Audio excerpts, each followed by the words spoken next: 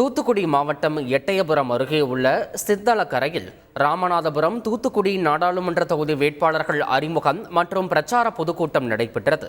இதில் முதலமைச்சரும் திமுக தலைவருமான ஸ்டாலின் பங்கேற்று தூத்துக்குடி வேட்பாளர் கனிமொழி, ராமநாதபுரத்தில் இந்திய யூனியன் முஸ்லீம் லீக் கட்சி சார்பில் போட்டியிடும் நவாஸ் கனி ஆகியோரை அறிமுகம் செய்து வைத்து உரையாற்றினார். அப்போது தூத்துக்குடி எம்பி கனிமொழியை பிரதமர் மோடி மேடையில் அவமானப்படுத்தினார் என்று முதல்வர் ஸ்டாலின் குற்றம் சாட்டினார். இந்த தமிழ்நாட்டை எப்படியாவது அடிமைப்படுத்திட முடியாதான்னு பகல் கனவு காணக்கூடிய உங்களின் தூக்கத்தை கெடுக்கிற கொள்கை வாரிசுகள் நாங்கள். இப்படிப்பட்ட கொள்கை உரமிக்க தன்மான கூட்டத்தை பார்த்தா உங்களுக்கு கசக்கத்தான் செய்யும். அதனாலதான் இந்த தூத்துக்குடி மக்களின் பிரதிநிதியான கனிமொழிய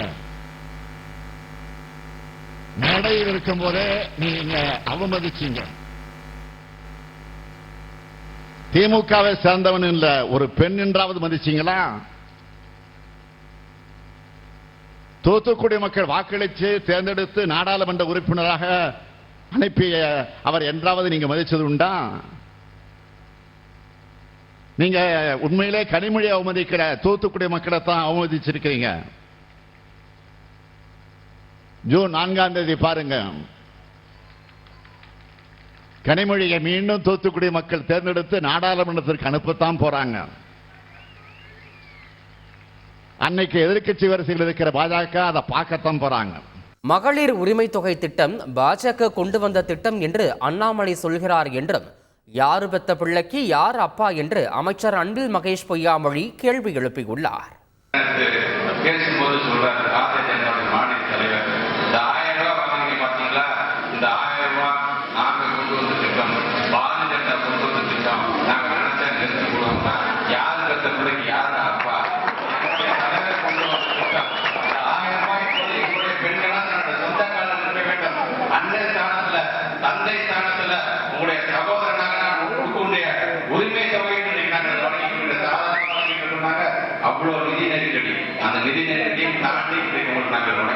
மத்திய சென்னை தொகுதி திமுக வேட்பாளர் தயாநிதி மாறனை ஆதரித்து மூக்க தமிழரசு சென்னை கோடம்பாக்கத்தில் வீடு வீடாக சென்று வாக்கு சேகரித்தார்.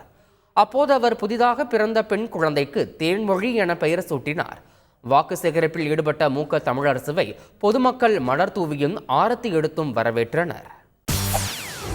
செய்திகளை உடனுக்குடன் தெரிந்து கொள்ள உடனே சப்ஸ்கிரைப் பண்ணுங்க.